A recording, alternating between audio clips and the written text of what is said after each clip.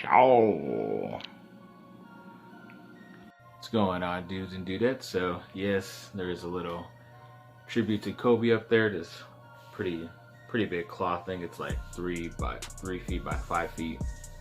That was on Amazon's secondary website. It was a good deal, only like 15 bucks. So haven't really found a nice place to really set it up. Just want to do that for this video. I kind of want it to be my background always, but I don't know, if I put it where I used to sit in front of my dresser, it's not really, you can't really see most of it, but I don't know. And I can't hang it out there because it's always hard to make a video out there with a bunch of people. But yeah, let me adjust the light real quick. Alrighty, yeah, so I don't know. Right now I'm sitting on the bed, but hopefully I'll find a better location for it.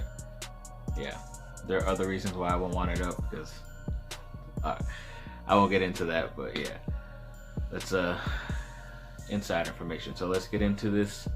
So yes, I think it was Tuesday when it was the last day to franchise tag a player here and there for the NFL before they hit free agency next week. And pretty much the big guy that the Chargers had was their tight end Hunter Henry, and they did not franchise him, so he is going to be a free agent. They still sort of believe that they can make a deal with him once free agency starts, but I think he's already moving on because he did make a comment saying he wants to play with a really good quarterback, even though a lot of people thought Justin Herbert was. But I don't know, it seems like he's moving on. But like I've always said, the Chargers could get a veteran in free agency, probably pay him less money, and then draft a guy who they can groom once that older guy's contract is done with. And there's a lot of good guys that are dropping to the second round, which is where I think they should target a tight end, not in the first round unless it's a guy like Kyle Pitts, my favorite college football player this year. But I doubt he's going to get all the way to 13 unless they move up. And then the Chargers got some good news today, Thursday, that they got 3 compensatory picks, I forget how they say it. But I think it's like picks you get when one of your players leaves you in free agency and then ends up doing really well. So hopefully if Hunter Henry leaves, they will get something in return. And I'm pretty sure Melvin Ingram is going to leave as well on the defensive side. So hopefully they'll get a couple more picks next year extra. But as of right now, they have 9 total picks. And I know in the 3rd round they have 2. And in the 6th round they have 2. I just forget where that other compensatory pick came out from. And yeah, so they'll be picking at least in every single round. Hopefully they can move around and move up.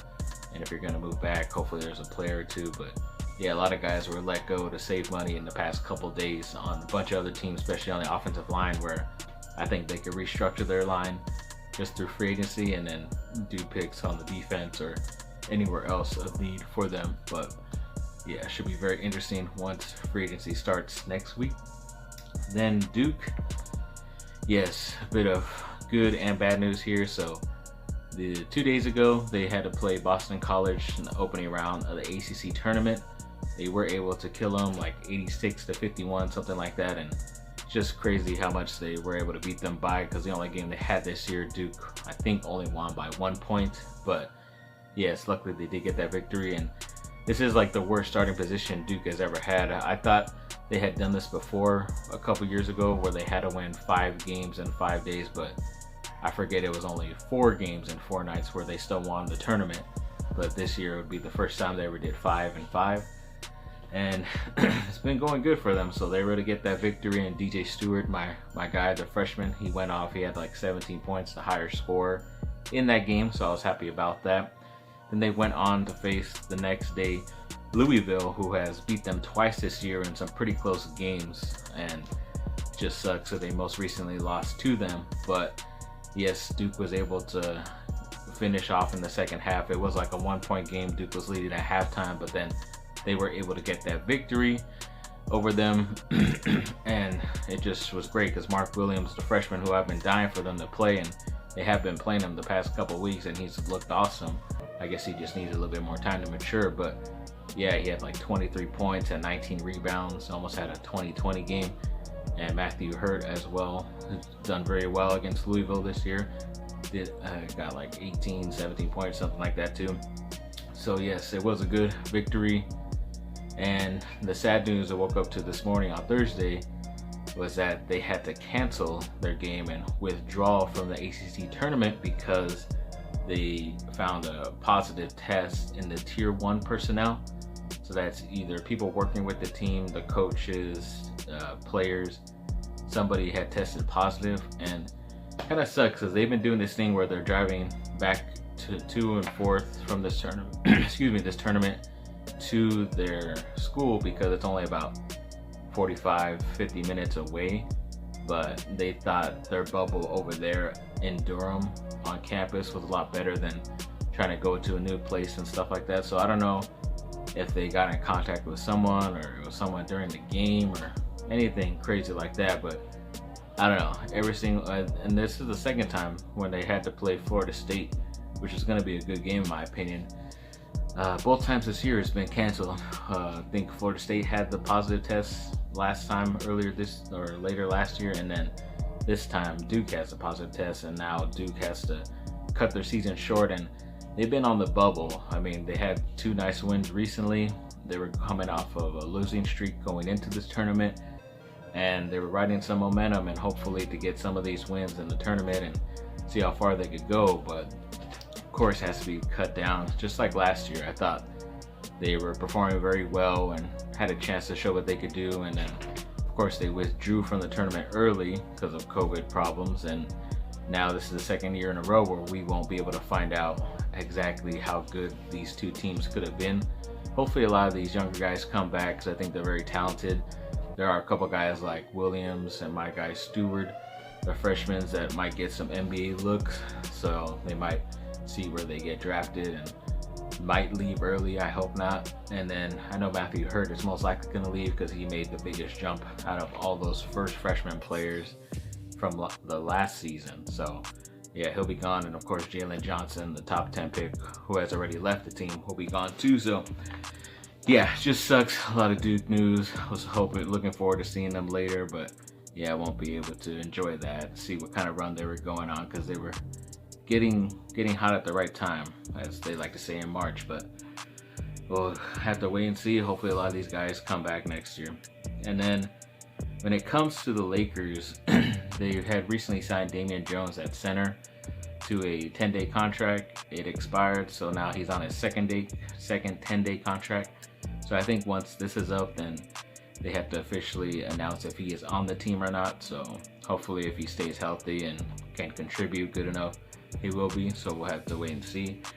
And then Jeannie Buss was recently on First Take this week, made a comment saying that she believes LeBron can play like another 10 years in hopes that they're all going to be with the Lakers. And that's cool. I know he's been kind of pushing to at least play with his son. So whenever that happens, when his son gets into the NBA, that's cool. I hope that the Lakers aren't as bad as at that time. I don't know how great his son is going to be coming out of high school, going into the NBA, or coming out of college, going into the NBA. But yeah, I don't know. It's just, I don't know if I want an old aging LeBron, because at some point he's going to age. He might be one of those guys that could like age gracefully, and especially with his game where it goes down slowly, or it could just go like a straight fallout after a year or two from now. So I don't know.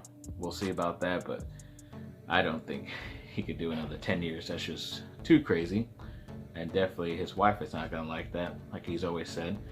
But also a quick happy birthday to Anthony Davis, the unibrow. It's his birthday today, 28th birthday. Hopefully with your newly re-signed contract in your early 30s, we can win a couple more championships. Hoping for that.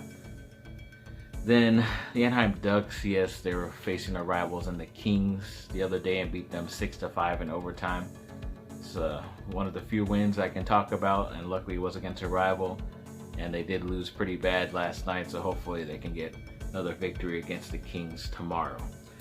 And then when it comes to Bob Stoops, who's an ex-Oklahoma college football coach, pretty well known down there in the South, but he just recently took Urban Meyer's job at Fox Sports. So a lot of people are wondering if he could be the next guy who is USC's football coach, because everybody tried to get Urban Meyer to be that before, but I think USC waited too long, and never gave him the job right away.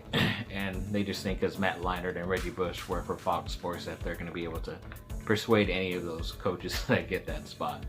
I don't know, it's pretty funny, but I think he's good. I don't know if he's great. There's a reason why he did leave, so I don't know. We'll have to wait and see about him, but it could be good recruiting wise. That's what I'm thinking about. And then to end this off with some USC basketball, yes, they play tonight, I believe, against Utah, and they're about 7.5 point favorites. I don't know what the half is, so I don't understand betting stuff, but luckily they're favored in that game. They should beat them because they are one of the top teams. I think they're top 2 overall in the Pac-12 tournament, but I think they did recently lose to Utah, so hopefully they could get back some revenge on them. And I want to get this done before any other games start, because I was hoping to have another Duke game to talk about in a couple of days, but sadly no, and I don't think they're really going to play in that secondary tournament, the NIT, because they kind of pretty much said their season's done with, which sucks. And I think they could have won the NIT if they still want to do that, but that's their prerogative, I guess. But yes, Evan Mobley, he pretty much swept all the top honors when it comes to the Pac-12 conference. He got Player of the Year, Defensive Player of the Year, he got Freshman of the Year, so it was great for him. I'm pretty sure he was on the first team all Pac-12. Even Andy Enfield, or Einfeld, however you say it, the head coach, got Coach of the Year because he had one of the best teams out there. And then also, I believe it was Taj Edey who I said was great, and he hit the game winner against UCLA the other day. He made the second team in the Pac-12, so that's good for him to get some honors. But yeah, like I've been saying, Evan Mobley, he deserves to be in a conversation as a top pick overall. I think his slight frame will keep him from becoming the #1 overall pick. A lot of people like that kid from Oklahoma State, Cade Cunningham, because he is like 6'7", 6'8", but can play make and do a lot of like Tracy McGrady-esque type of stuff pretty early in his career. So a lot of people are liking him, or even Jalen Green from Gonzaga, a shooting guard, like 6'4", 6'5", but looks to be like an all-star in the NBA. So there's a lot of good talented players, especially in the top 10, 15 picks in this draft coming up this year, later in this year, obviously. But yeah, a lot of good stuff overall. So hopefully it can be a good thing going for my USC and Duke guys. Hopefully we don't lose too many of them. But yes, thanks for watching, people. Like and subscribe, comment down below. Let me know what y'all think. Have a great rest of your day. Fight on.